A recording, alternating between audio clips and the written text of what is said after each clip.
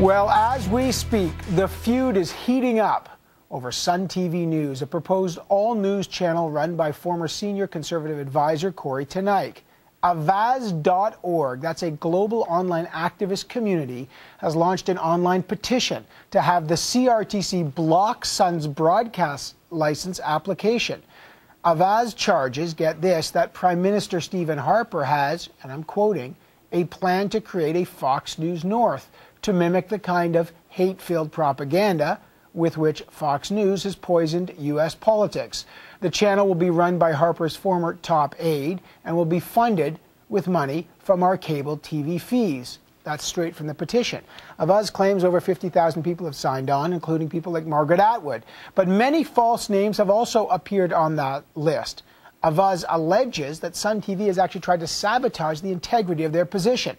So is Sun TV really trying to bully the CRTC to broadcast what Avaaz calls propaganda, or is Avaaz.org campaigning against free speech? Joining me now in studio is Kory Teneycke, the VP of Development for Quebecor Media Inc., the man behind Sun TV, one-time panelist here on Power and Politics, and in New York, Riken Patel, co-founder and executive director of Avaaz.org. And Mr. Patel, let me start with you because I'm trying to get at what prompted you and your organization to launch this petition with pretty strong language calling the organization that Kory Teneycke wants to start hate-filled propaganda like Fox News. What prompted this? Well, our organization is a people-powered, people-driven organization. So we have 414,000 subscribers across the country, and our members decide what we run and how we campaign. And we've seen a tremendous desire for this campaign and an amazing response. I mean, over 50,000 people in 36 hours signed this petition. And I think what they share is a deep concern for our democracy, a concern that a poisonous kind of deceptive media is being brought to our country. And that it's been done in a way, I mean, absolutely amazingly, that it's being done in a way that this could be forced down our throats, that we could be forced to pay for this in our cable fees. And that the way that Mr. Teneycke and others are going about it and the kind of requests they've made to the CRTC clearly violates the policies of the CRTC in what they've said about these kinds of licenses and where it should be going. And we've heard dark rumors and you know, columnists have written in the Global Mail saying that senior civil servants could be removed or could be offered, enticed out, or could be pressured to grant this kind of license. And so it's really concern for our democracy, about our media, about what we're forced to pay for in our taxes, and about the institution of the CRTC and its independence. All right, there's a lot in there. Kory Teneycke, what's your response when you saw this petition and the characterization of the business that you're trying to start? Well, I won't pull any punches. It's lies from start to finish. This U.S.-based activist group, this American group, is trying to influence policy decisions here in Canada, and they're doing it by spreading false information and lies about things as basic as who is applying for the channel. Well, what are the Before lies? they corrected it, they said that this project was being led by Suncor, an energy company. If you're actually a Canadian living in Canada, you realize Suncor is an energy company and Quebecor is a media company. Basic facts like that, basic facts about what kind of license we're asking for. We are not, nor have we ever asked for mandatory carriage of this station where Canadians would have to be obliged to pay. We're saying that we would like to have it offered, but theoretically, it could be carried by no one. What cable package you're part of, whether it's a la carte or whether it's a part of a news package, these are all private sector negotiations. So that's a second lie in this discredited petition. And the third is a smear. It's saying that we're going to be doing something that's in fact criminal in Canada. Hate speech is a crime in Canada. The American organization behind this probably doesn't realize that, but that is in fact true. And they also try to make inference that this is somehow associated with, related to, or in some way owned by Fox and News Corp. Fox Corporation Fox News, News Corp are not involved in any way, shape, or form with this channel. All right. Well, let's get back to Mr. Patel. I mean, he's saying that you're accusing them of hate speech. You don't have the facts rights about the CRTC decision. What's your response to that? I think this is just exactly the kind of deceptive PR that we're so worried about being brought to Canada. I mean, we're seeing all these claims about us saying we're an American organization, and we're all across Canada. These are Canadian names and Canadians participating. And I'm a Canadian, and you're in New York. It's a U.S. organization based in Manhattan. I'm very you're proud in New York of doing international human rights advocacy and joining a proud list of Canadians that do that. And only Kory, only people from your political perspective are going to treat that as traitorous to our country. I'm very proud of that.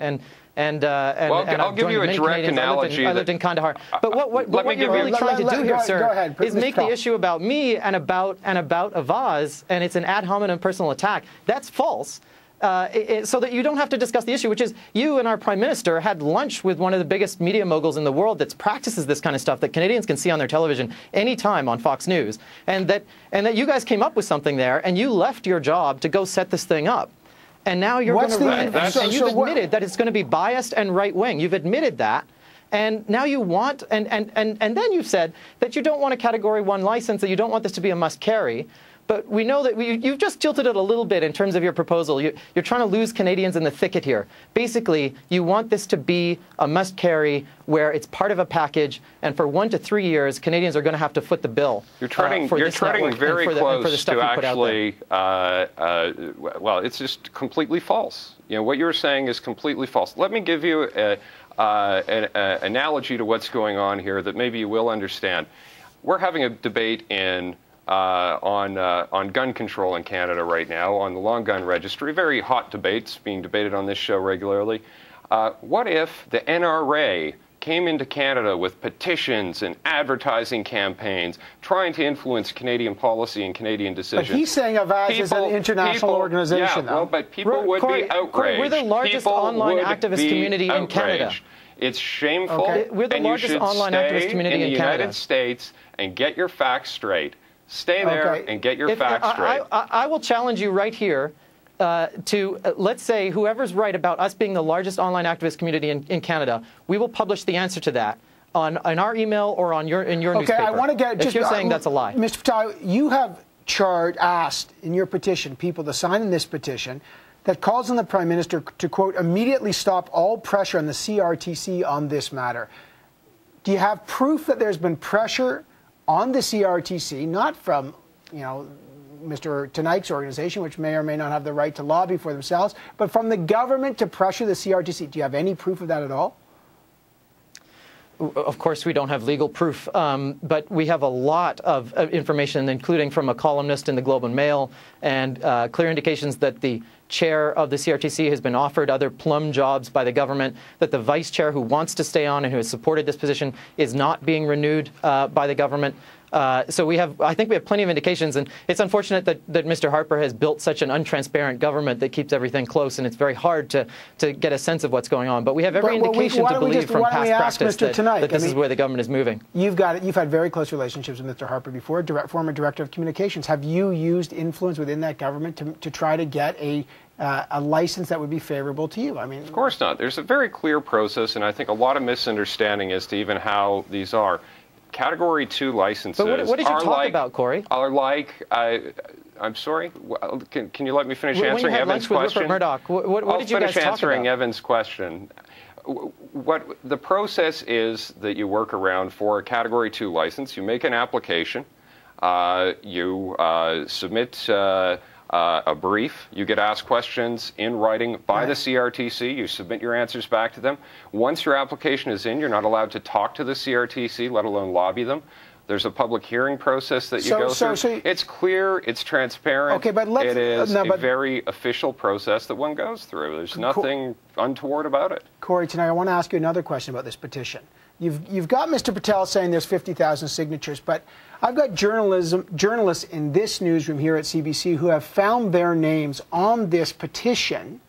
They never signed up. They're not part of Avaaz at all, and yet they found their names on this petition. Some have said that there's been, and Avaaz has accused maybe your organization or supporters of mucking with their system. Can you tell us, did you sabotage, or did anybody in your organization make an attempt to sabotage this online petition that the likes of Margaret Atwood have signed, by the way, and you've written about that? Like, online petitions of this nature are much like bulletin boards on news sites. Anyone can go in and they can call themselves whatever they want, and they can sign up whatever phony or fake email address they want, and there's no controls. It is not scientific. It's not verified. But it's a crime. It's not verified. It's a farce. But it's a crime and to I sign think up it's someone else's farcical. email address. Kory. I think it's farcical that that you can sign up Snuffleupagus as a supporter of that. I have not signed up to this petition, nor have I signed anyone else up to this petition, although I, like some of these journalists, was signed up by someone.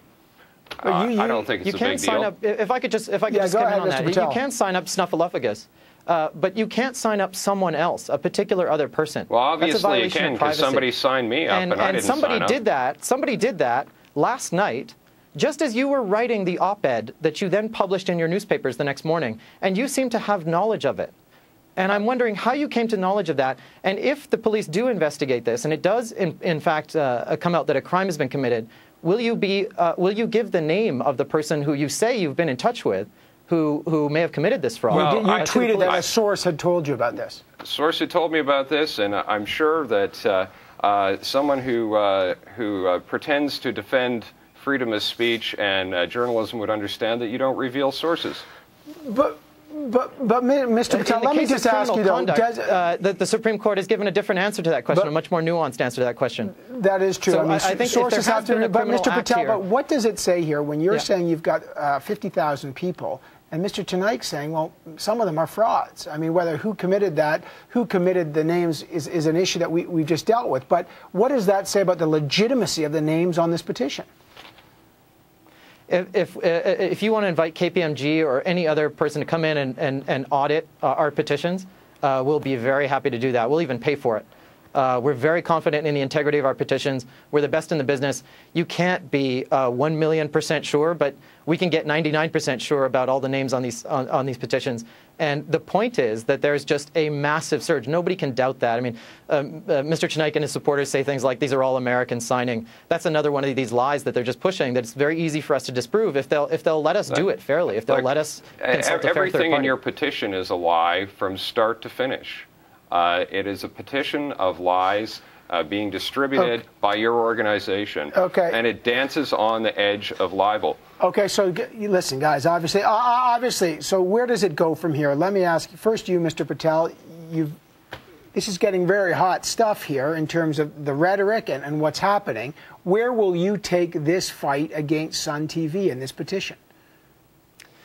Look, I don't believe in this poisonous politics. I believe in a deliberative politics where we engage each other and we engage each other's strongest arguments. You say that we're trying to spread hate speech, and you say it's not poison? You don't believe in poisonous politics? Kory, let him speak. We're being pushed into this because, and we said hate media, not hate speech. That's another one of your distortions. Hate speech is illegal in Canada, but media that fuels hate is a more subtle term.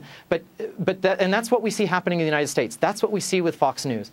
And we see a corporate lobbyist who's been a top advisor to a prime minister working with a billionaire to launch a network that's going to do this, that looks, from all intents and purposes, looks like it's going to bring this kind of stuff to us.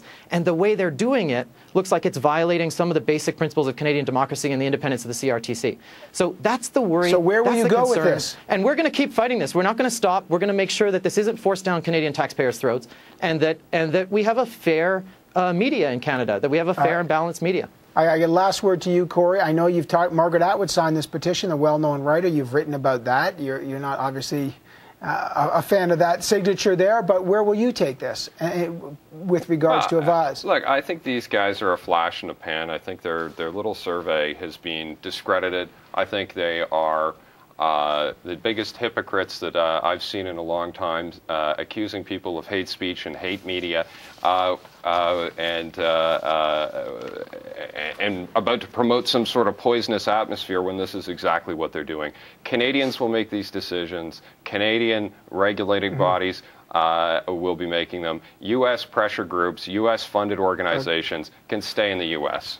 All right, guys, I know there's lots here. Kory Teneycke, VP Development for Quebecor Media Inc. from Sun TV, and Rick and Patel, co-founder and executive director of Avaaz.org.